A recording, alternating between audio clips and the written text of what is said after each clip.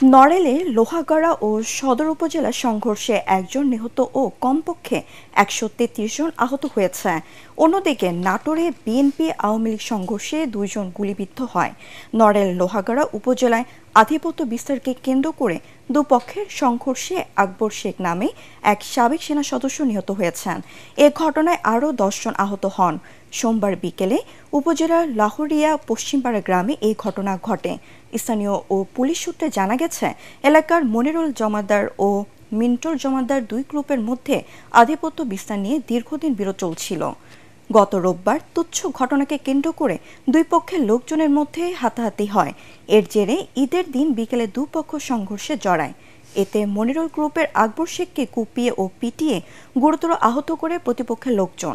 পরে হাসপাতাল নেওয়ার পথে ৩ জন মারা যান। এ ঘটনায় উভয় পক্ষের অন্তত ১০ জন আহত হয়েছে। লোহাগড়া থানার ওসি মোহাম্মদ আশিকুর রহমান জানান, এলাকার অতিরিক্ত পুলিশ মোতায়েন করা হয়েছে। বর্তমানে পরিস্থিতি পুলিশের নিয়ন্ত্রণে রয়েছে। বসন্তকার জের ধরে দুই গ্রুপে একটা মারামারি হয়। এই সামাজ মারামারি বিরোধের জেরে মারামারিতে ৩ জন জখমপ্রাপ্ত হয়। ৩ জন জখমপ্রাপ্ত হয়ে মোহাম্মদপুর হাসপাতালে চিকিৎসাধীন অবস্থায় আকবর আলী শেখ নামে একজন মৃত্যুবরণ করে। আইন শৃঙ্খলার অবস্থা এখন বর্তমান স্বাভাবিক আর পুলিশ মোতায়েন আছে। এদিকে নড়াইলের সদর উপজেলার বাঁশগ্রামও এই সংঘর্ষের ঘটনা ঘটে। পুলিশ ও স্থানীয়রা জানায়, বাঁশগ্রামের অলিয়ার মোল্লা ও জাহিদ মোল্লা গ্রুপের সাথে ওসি মোল্লা ও ওহিদুল মোল্লা গ্রুপের মধ্যে দীর্ঘদিন ধরে বিরোধ চলছিল। এর জেরে ঈদের দিন দুপুরে অলিয়ার গ্রুপের রিপনের সঙ্গে প্রতিপক্ষ ওহিদুলের বাকবিতণ্ডা বাড়ে। এ নিয়ে দুই পক্ষে সংঘর্ষে জড়ায়। এতে উভয় পক্ষের অন্তত ১২৩ জন আহত হন। তাদের নড়াইল সদর হাসপাতালে ভর্তি করা হয়েছে। এ ব্যাপারে আইনগত ব্যবস্থা নেওয়া হচ্ছে বলে জানিয়েছেন সদর থানার ভারপ্রাপ্ত কর্মকর্তা মোহাম্মদ সাজিদুল ইসলাম।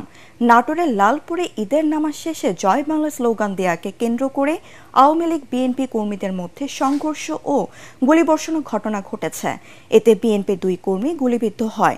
প্রত্যক্ষদর্শীরা জানায়, উপজেলার রামকৃষ্ণপুর এলাকায় ঈদের নামাজ শেষে আওয়ামী লীগ নেতাকর্মীরা জয় বাংলা স্লোগান দেয়।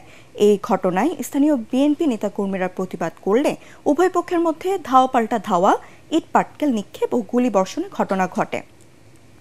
এতে বিএনপির ২ কর্মী গুলিবিদ্ধ হয়। তাদের রাজশাহী মেডিকেল কলেজ হাসপাতালে ভর্তি করা হয়েছে। পরিস্থিতি নিয়ন্ত্রণে কাজ করছে পুলিশ ও সেনাবাহিনী। এই ঘটনায় ৭ জনকে আটক করেছে পুলিশ। নরসিংদী বেটারে চালিত ইজি বাইক ও মোটরসাইকেল চালকদের মধ্যে সংঘর্ষে দুই পক্ষের ৪ জন আহত হয়েছে। ছুরিকাঘাতে গুরুতর আহত ৪ জনকে উন্নত চিকিৎসার জন্য ঢাকা মেডিকেল কলেজ হাসপাতালে ভর্তি করা হয়েছে।